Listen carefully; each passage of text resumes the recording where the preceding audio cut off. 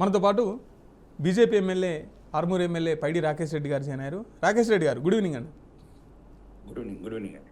Sir ఎట్లా చూస్తారు బండి భగీరథ్ పైన పోక్సో కేసు, అలాగే అమ్మాయి పైన హనీ ట్రాప్ కేసు, ఈ రెండు విషయాలలో మీరు ఏం చెప్పాలనుకుంటున్నారు? నేను ఏం చెప్పాలనుకుంటున్నా, ఒక ఫ్యామిలీ డిస్ప్యూట్ అనుకుంటున్నాను. అంటే మీ పార్టీ కేంద్ర మంత్రి కేంద్ర మంత్రి వాళ్ళు ప్రెసిడెంట్ కావచ్చు, ఏమి ఇష్యూస్ అండి. కేంద్ర మంత్రి భారతీయ జనతా పార్టీ, ఆయన ఏం చేయలేదు కదా. భారతీయ జనతా పార్టీ సభ్యులు ఎవరేం చేయలేదు కదా. చాలా మంది ఉంటారు. అది ఇప్పుడు కుటుంబ సభ్యులు 10 మంది ఉంటారు. మా చెల్లెళ్ళ కొడుకులు ఉంటారు, అన్నల కొడుకులు ఉంటారు, మా అత్తల పిల్లలు ఉంటారు, వందలాది మంది బంధుత్వులు ఉంటారు. ప్రతి ఒక్కదానికి కేంద్ర మంత్రికి లేకపోతే శాసనసభ్యులకు కాదు కదండి. ఇష్యూ ఏంటి, సబ్జెక్ట్ ఏంటి గమనించాలా. ఉదయం కూడా ఇంటర్వ్యూలో చెప్పాను, ఈ 4-5 రోజుల నుంచి మొత్తము సుమారు కొన్ని కోట్లాది మంది రైతులు రోడ్ల మీద ఉన్నారు. వడ్లన్నీ రోడ్ల మీద ఉన్నాయి, కల్లాల మీద ఉన్నాయి, గన్నీ బ్యాగులు లేవు, లారీలు లేవు. అంటే మొత్తం రాష్ట్రం అంతా కుప్పగూలిపోయినట్లు. ఈ యొక్క ఇదేంటండి, ఇప్పుడు 20 ఏళ్ల క్రితం చూసాం అయేషా కేసు కావచ్చు, ప్రత్యూష కేసు కావచ్చు. దాంట్లో ఏంది, ఒక అన్నోన్ పర్సన్, ఒక అమాయకురాలైన అయేష్ అని హాస్టల్లోకి వెళ్ళి తలపగల కొట్టి అత్యాచారం చేశారు. అది 20 ఏళ్ల వరకు తేలలేదు. అది ఒక అరాచకము, ఒక అత్యాచారం అనేది ఒక అన్నోన్, ఒక బలవంతంగా చేయడం. ఇది అట్లా కాదండి. వాళ్ళ బంధువులు కలిసి ఉన్నారు. అది చూస్తుంటే నవ్వు వస్తుంది. అసలు నాకైతే ఒకటి అనిపిస్తుంది ఏంటంటే, ఇప్పుడు నేను ఒక సబ్జెక్ట్లకు అంత డెప్త్గా పోవట్లేదు, ఎందుకంటే దాని ఇంకా సబ్జుడీస్ అవుతుంది. ఒక్కటి ఏంటంటే, ఫస్ట్ ఏం జరిగింది అక్కడ, ఇద్దరు, ఒక అబ్బాయి ఒక అమ్మాయి, ఇప్పుడున్న 21 సెంచరీలో ఇప్పుడున్న ట్రెండ్లో, ఇప్పుడు ఎవరు చెప్పారు ఒకరోజు అటు ఇటు సుమారు 17 or 18 పక్కన పెడితే, ఇద్దరు 3-4 సంవత్సరాల నుంచి ఫ్రెండ్స్గా తిరుగుతున్నారు. అలా ఫ్యామిలీతో ఫంక్షన్లకు వెళ్తున్నారు, కలిసి ముద్దలు తింటున్నారు. వాళ్ళ అత్తమ్మనేమో చిన్నప్పటి నుంచి పెంచినట్లు మేనత్తలాగా బాగి వీడియో తీస్తున్నాం అంటుంది. ఇది వాళ్ళ కుటుంబ సమస్యలకు రాష్ట్రానికి ఏం సంబంధం, దేశానికి ఏం సంబంధం? ఇప్పుడు వాళ్ళ కుటుంబ సమస్య. ఇప్పుడు కలిసి తీర్థయాత్రకి వెళ్తారు, కలిసి అరుణాచలంకి వెళ్తారు, కలిసి శ్రీశైలం మల్లన్న ఆశీస్సులు తీసుకుంటారు. వాళ్ళు ఏదైనా అనుకుండొచ్చు, ఒకవేళ ఇద్దరు ప్రేమించుకుంటున్నారు కొంతమంది పిల్లలు.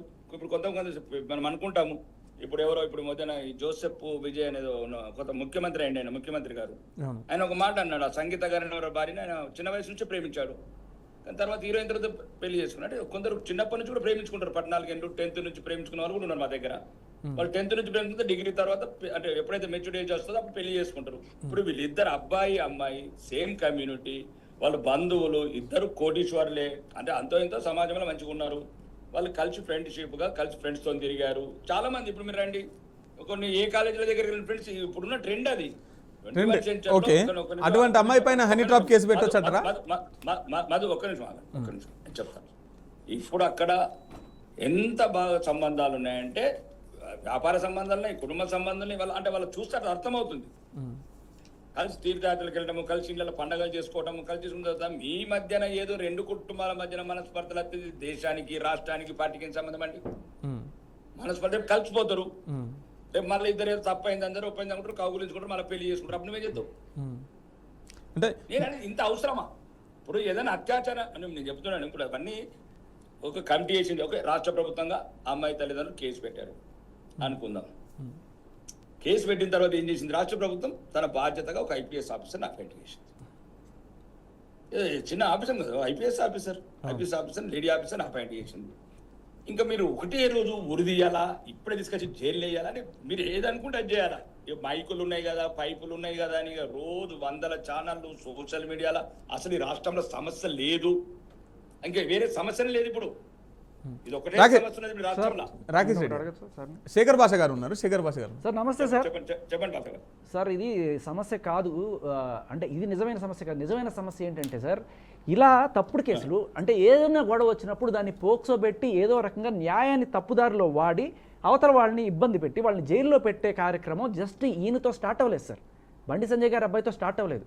కొన్ని వేల మంది డబ్బులు లేని వాళ్ళు, సార్ ఈయన డబ్బులు ఉన్నాయి కాబట్టి ఏదో లాయర్ని పెట్టుకుంటారు, కానీ డబ్బులు లేని వాళ్ళు ఇవాళకి కూడా రిమాండ్లో మగ్గుతున్నారు కదా సార్. నేననేది ఏంటంటే, ఒక బీజేపీ ఎమ్మెల్యేగా నేను మిమ్మల్ని రిక్వెస్ట్ చేసుకునేది ఏంటంటే, ఈ పోక్సో చట్టాన్ని మార్చండి సార్, 16 ఏళ్ళకి కనీసం తీసుకురండి. ఒక నిమిషం మార్చాలి, నేను ఒక నిమిషం వినండి. అదే చెప్తున్నాను. అయేషా అనే అమ్మాయి, అవును తెలుసు సార్. ఇప్పుడు అంతా అయిపోయిన తర్వాత నేను చెప్పింది ఒక అమాయకురాలు, ఒక హాస్టల్ ఉన్న విద్యార్థిని దారుణంగా అత్యాచారం చేసి ఇప్పటికీ రక్తం మరకలు అట్లనే ఉన్నాయి. 18 ఏళ్ళు 20 ఏళ్ళు తల్లిదండ్రులు కొట్లాడి ఎందరో ప్రభుత్వాలు ఎందరో ముఖ్యమంత్రులను అందరూ వాగ్దానం చేసి న్యాయం చేస్తామని. కానీ 18-20 ఏళ్ళ తర్వాత మొన్నిచ్చారండి బూడిద. సుప్రీంకోర్టులో బూడిదిచ్చారు. అవును, నేను ఎవరిని తప్పుపట్టట్లేదండి. ఇంకా అప్పుడు కూడా సుప్రీంకోర్టు ఇచ్చింది, మీరు ఇంకా పోరాడతారంటే అలసిపోయినాము, మాకు ఇక్కడ అలసిపోయాము, ఇంకా మేము పోరాడలేమని. రెండోది మీకు ఇంకోటి చెప్తున్నాను, అంటే నేను బాధితుల పట్లనే ఉన్నాను. ఈ రోజు ప్రతినిషాన్ని మాకు ఒక తెలంగాణలో ఒక మంచి అమ్మాయి ఎదుగుతున్న ఒక హీరోయిన్ అమ్మాయి ఉండే, ప్రతినిషాన్ని ఒక అందమైన అమ్మాయి, మంచి ఒక టాలెంటెడ్ అమ్మాయి, దారుణంగా అందరికి అన్ని వ్యవస్థలు తెలుసు, అన్ని తెలుసు. ఈ రోజు నేను ఎమ్మెల్యేగా అయిన తర్వాత కన్నతల్లిని పెట్టుకుని అసెంబ్లీలో నేను తిరుగుతున్నా న్యాయం కావాలని. నేను ఏం న్యాయం కావాలన్నాను? ఏమనలేదు. నేను వెళ్ళి ప్రభుత్వానికి లెటర్ ఇచ్చాను, ఒకటే ఇచ్చాను. ఇప్పటికి కూడా వాళ్ళ తమ్ముడు ఉన్నాడు, ఆ తమ్ముడికి ఒక ఉద్యోగం ఇవ్వండి, ఒక 500 గజాల ప్లాట్ ఇవ్వండి. రెండే అడిగాను. నేను శాసనసభ్యుడు, నేను అసెంబ్లీ తిరుగుతున్నాను తల్లి సరోజిని గారిని పట్టుకొని. సార్ మీరు చెప్పేది ఒక పర్సన్కి జరిగే న్యాయం గురించి మాట్లాడుతున్నారు. చట్టాలు మార్చడం అనేది అది అన్ని సంస్థలు ఆలోచించాలా, చట్టసభలలో తీర్మానం చేయాలా, మీరే చేయాలి సార్. ఏదైతే మనం You are the representative of us. Right. Rakesh Reddy గారు, అదే చెప్తున్నాను. ఒక దాని చర్చలు జరగాలి. జరిగిన తర్వాత ఎన్నో మార్పులు వచ్చినాయి సార్. అది జరిగేలోపు కొన్ని జీవితాలు నాశనం అయిపోతున్నాయి. కానీ అది ఆ వైపు కొన్నిసార్లు తప్పదండి. ప్రపంచంలో చాలా జరుగుతాయి. ఒక్కొక్క దేశానికి చట్టాలు ఉంటాయి. ప్రపంచంలో సుమారు 800 కోట్ల జనాభాలో 230 సాక్షాత్తు సుప్రీం కోర్టు విన్నవించుకున్నా కూడా కర్ణించట్లేదు కదా సార్. మనకు ఆవేశం వచ్చింది కదా, ఆవేదన వచ్చింది కాదు.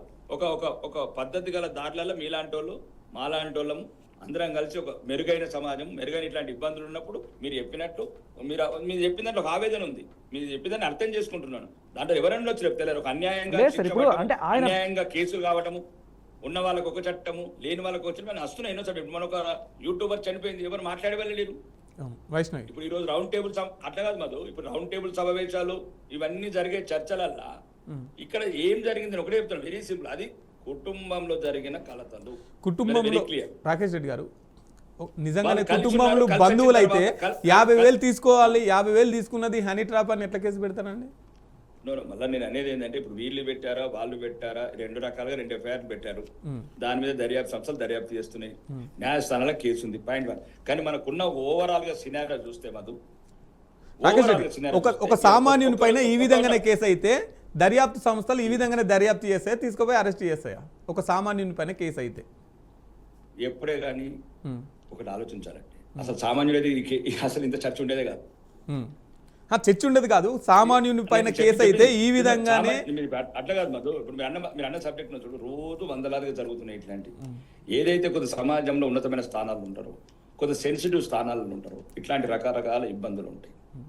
ఇది ఈ రోజు బండి సంజయ్ కుమారుడు కాబట్టి ఇంత పొద్దుగా మనం అందరం కలిసి ఇప్పుడు డిబేట్లో పాల్గొనాల్సి వచ్చింది.